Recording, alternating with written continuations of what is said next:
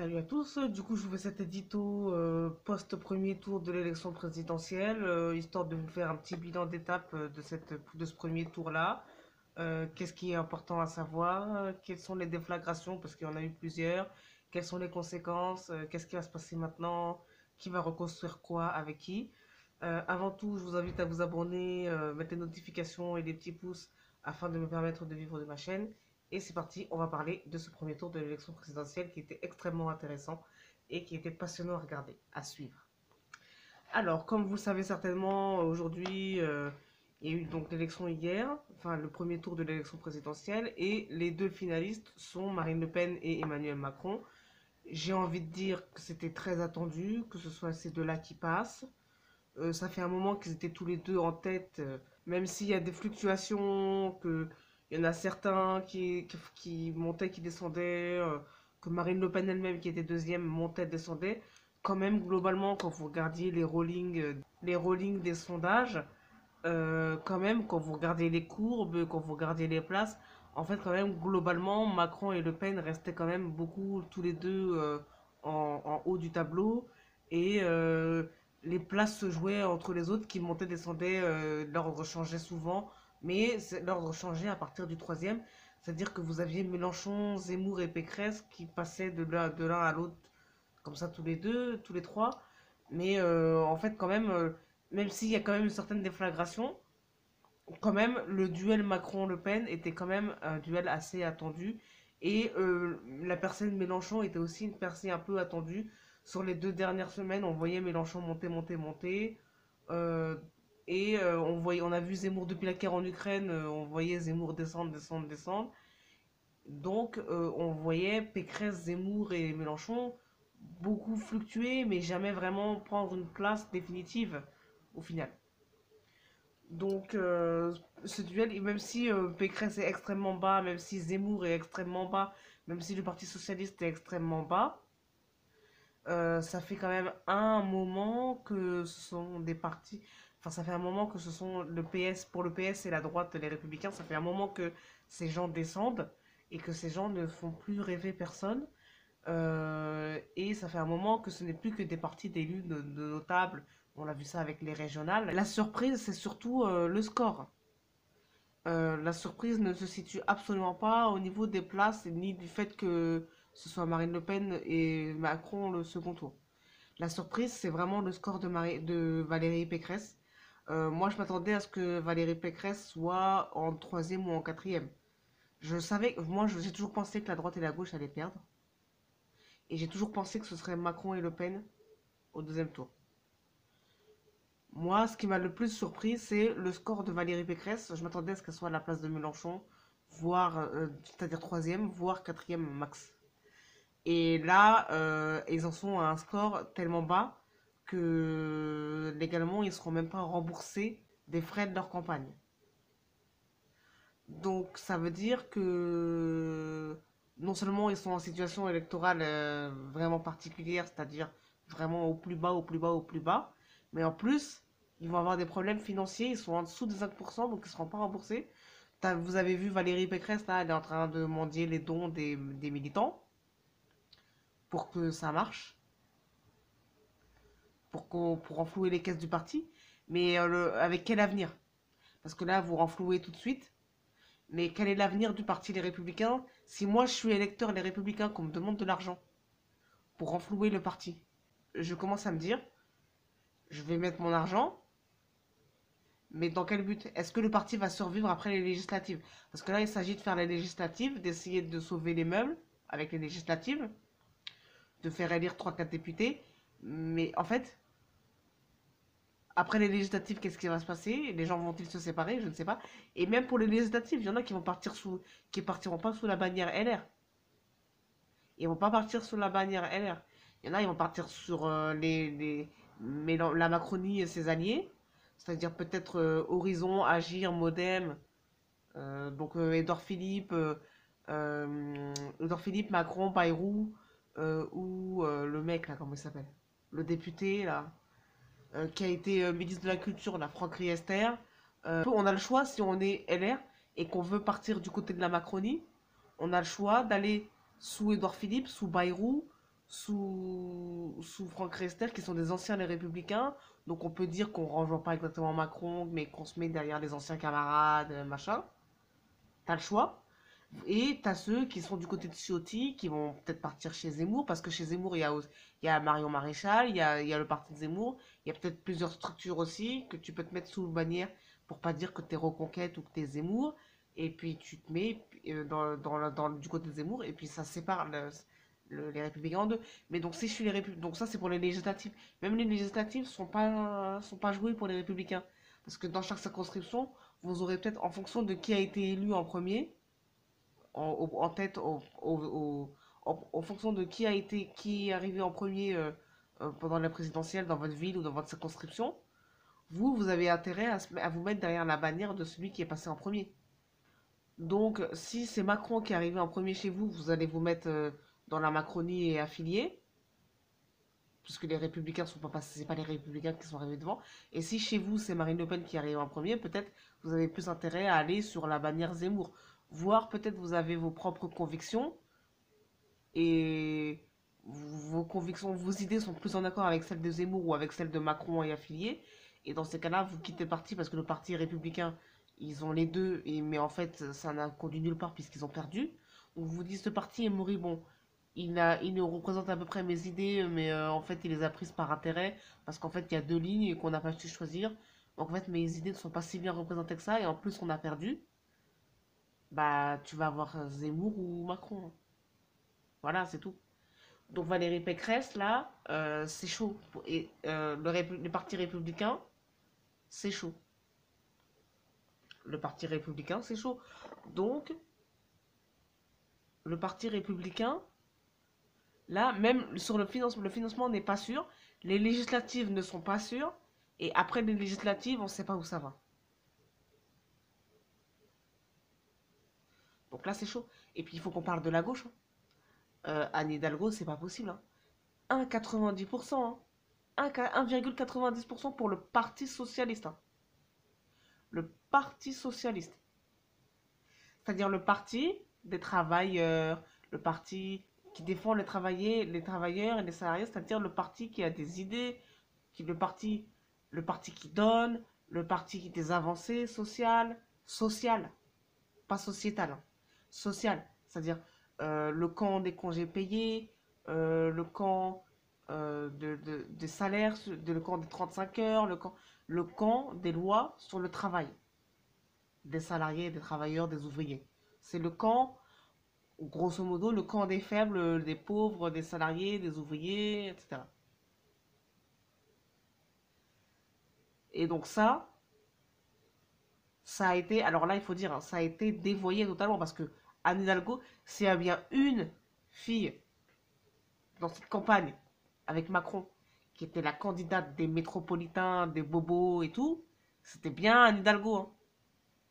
Anne Hidalgo, c'est la candidate des bobos. Et encore même, les bobos, ils ne veulent pas voter pour elle parce que Paris est sale. C'est-à-dire que c'est la candidate qui, elle, veut être la candidate des bobos, qui vise les bobos écolos avec son programme écologiste et tout, que même les bobos, ils ne veulent pas voter pour elle. Parce que les bobos se cassent de Paris. Parce que Paris est une poubelle. Vous vous rendez compte? C'est-à-dire que c'est la candidate, normalement, des défavorisés socialement, de ceux qui gagnent le moins, qui vise même plus son électorat normalement de base, qui vise les bobos, les bourgeois, et que même les bourgeois ne veulent pas voter pour elle, elle fait 1,90.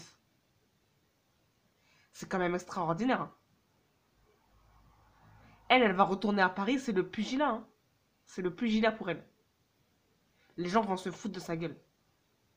C'est le pugilat. Elle est finie, sa carrière. Elle a intérêt, il y a intérêt à travailler derrière parce que elle va charbonner, hein. Elle va charbonner, elle va transpirer là. Si elle veut continuer à travailler, elle va charbonner. C'est dur. Ça va être dur pour elle. Parce qu'en fait, à un moment donné, quand vous êtes socialiste, vous ne pouvez plus blaguer. Parce que déjà, vous avez une faute originelle dans les années 80. Votre faute originelle, c'est d'avoir laissé tomber les ouvriers et les travailleurs qui comptaient sur vous et qui ont compris que vous ne les souteniez plus. Déjà, faute originelle. Et en plus, elle arrive et elle perpétue la faute originelle en visant les bobos, nanani, antiracistes, nanani, écologistes, nanani, urbains. Vélo, tout ça. Elle continue, elle perpétue l'erreur, la faute. Alors que tout le monde autour de vous, les gars, a compris. Toute la France a compris, vous avez fait une faute et toute la France a vu votre faute. Et là, vous êtes tout nu devant tout le monde a vu. Tout le monde sait votre faute originale. Donc, il faut retravailler les programmes, il faut revoir, il faut reviser le camp. Il faut faire. Alors, non, pas forcément. Vous n'êtes pas obligé de faire du Fabien Roussel. Vous êtes pas obligé d'aller jusqu'à ce que fait et ce que dit Fabien Roussel. Vous avez le droit. Vous avez le droit de faire de l'antiracisme et de faire du wokisme et de faire de l'écologisme, nanani nanana. Mais ça, c'est en plus de votre programme de base que vous devez reprendre les travailleurs, le social. Et ça consiste plus seulement à augmenter le SMIC ou augmenter le salaire des profs ou je sais pas quoi. C'est il faut reprendre depuis le début, depuis 1981, ce que vous avez fait. Quelle était l'erreur des années 80? C'était le libéralisme et la désindexation des salaires et la désindustrialisation. Désolé. La désindustrialisation. Ça, c'est l'erreur de base. Donc vous devez retourner sur la réalisation des salaires, sur l'inflation. Vous devez réaller sur l'industrialisation, le travail des ouvriers, puis l'augmentation des salaires au sein d'entreprises, les syndicats, etc. Vous devez retourner là-dessus et être moins européen. Moins européen. Moins européen, plus sur les salaires, plus sur l'industrialisation, réindustrialiser les territoires ruraux, la ruralité, remettre des usines, remettre le travail. Ça, c'est votre programme, normalement. Il faut faire ça. C'était le positionnement de Montebourg à un moment donné. Lui, il a abandonné parce il s'est créé des polémiques tout seul aussi. Et puis, il va falloir expliquer à Christiane Taubira que plus jamais elle revient dans la scène politique pour faire ce qu'elle a fait là. C'est-à-dire se taper la honte devant toute la France en venant en vélo, sans programme, en prenant le programme de trois quatre étudiants Sciences Po qui font une primaire populaire sur Internet, pour leur prendre leur programme, pour dire je vais voler à la présidentielle, bonjour, comme ça va, pour aller se présenter à un truc sur le logement, le mal logement, et ne pas répondre, parce qu'elle sait pas. Cette femme a mis la honte à la gauche. Les gens ont ri, les gens ont rigolé, les gens se sont foutus de sa gueule. Donc, elle, c'est pareil. Plus jamais elle refait ce coup-là. Soit elle revient avec un travail sérieux, soit elle ne revient plus jamais. Elle se cache dans une grotte et elle ne revient pas. Et sur l'antiracisme, il va falloir que tout le monde prenne le sujet et que ce soit plus seulement un sujet de gauche, parce que c'est pas vrai que c'est un sujet de gauche, l'antiracisme. L'antiracisme, c'est transversal et universel, normalement. C'est pas censé être un marqueur de gauche et les gens de gauche ne sont pas censés se servir de cette cause pour avoir l'air de gauche. Parce qu'ils ont perdu le reste de leur électorat, c'est pas comme ça qu'il faut faire. Ce qu'il faut faire, c'est que la gauche reprenne les travailleurs, que la droite reprenne sur le libéralisme ou comme ils veulent. Mais l'antiracisme, tout le monde doit s'en emparer. Et il faut arrêter. Parce qu'en fait, c'est ça qui crée la folie de la gauche, l'antiracisme. Donc il faut que la gauche se débarrasse de ça. De cette névrose entretenue là, comme ça.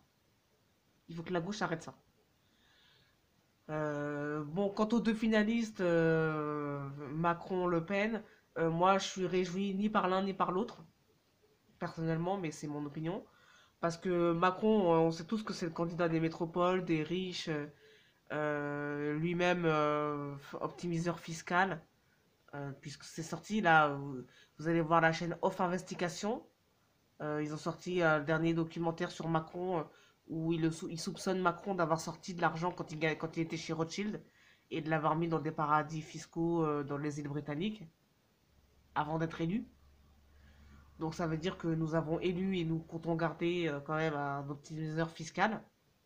C'est-à-dire un mec qui est président de la République et qui a fait fuir de l'argent pour pas payer d'impôts en France et qui a essayé de même pas être soumis à l'ISF alors qu'il était censé être soumis à l'ISF, enfin des trucs. Et ça, c'est notre président de la République. Donc quand même, psychologiquement, il y a un truc, il y a un nœud là quand même à dénouer. Mais comme face à lui, c'est Marine Le Pen et que moi je pense que c'est pas viable non plus. Bon, en même temps, les gens qui disent que Macron, c'est pas le mec qui représente la France correctement, moi je suis d'accord, hein. Macron, c'est pas un gars qui représente la France, hein. Macron, c'est le gars qui a vendu Alstom, c'est le gars qui a pas payé ses impôts en France, il a vendu Alstom aux États-Unis, il a vendu des tas de trucs à l'étranger, il a fait des. Enfin, Macron, au niveau représentation de la France, c'est problématique, hein, quand même. Parce que dans l'affaire Alstom, derrière, il y a un gars qui était en prison, que les États-Unis ont enfermé pendant 2 ans, et qu'ils ont menacé la France de ne pas le libérer si on ne vendait pas Alstom. Et Macron, il a vendu. C'est c'est pas posé la question, il a vendu. Donc, et puis derrière, il y en a qui ont pris, hein, on a arrosé un peu la classe politique avec cette histoire d'Alstom. L'argent d'Alstom, il y en a qui ont bénéficié, hein. Donc ces gens-là, on va pas se mentir, le clan là, les élitistes là, élitaires, le clan de Macron là, non, le clan de Macron, c'est pas ceux-là qui représentent la France normalement. Mais le problème c'est que le vrai souci avec Marine Le Pen, c'est vraiment que comme elle a accepté de d'être celle qui crache sur l'immigration et tout, et que du coup elle va avoir une étiquette raciste. euh, que ce soit vrai ou pas, hein. Même si c'est pas vrai, elle va avoir l'étiquette raciste parce elle a encore l'histoire de son père sur le dos, l'histoire de son parti, et puis les thèmes qu'il utilise, c'est-à-dire l'immigration et la sécurité et tout ça, font que elle peut avoir une étiquette raciste, donc bon. Et donc du coup, son élection peut faire croire à certains qui peuvent se permettre des comportements que non, aujourd'hui ils n'ont pas. Euh, Même si les électeurs de Marine Le Pen ne sont pas tous racistes et même si elle n'est pas forcément raciste, elle a quand même cette étiquette-là à cause des thèmes qu'elle utilise. Et il y a qu'elle dans le champ politique qui prend cette étiquette-là. Donc c'est aussi problématique. Donc par principe, je pense qu'il vaut mieux voter Macron pour éviter certaines situations si Marine Le Pen passe. Mais c'est clairement pas par conviction que Macron, à mon avis, si Macron passe, c'est pas par conviction. Et donc derrière, si Macron passe et que c'est pas par conviction, moi je vous dis bonjour la rentrée sociale derrière en septembre. La rentrée sociale, là, ça va être chaud. Parce que Macron, au-delà du fait qu'on va le prendre pour pas avoir Marine Le Pen, Macron, moi je vous dis, Macron n'est pas un bon représentant de la France. Parce que Macron est un mondialiste. Voilà. C'est la fin de cette vidéo. Je vous dis ciao, à la prochaine vidéo.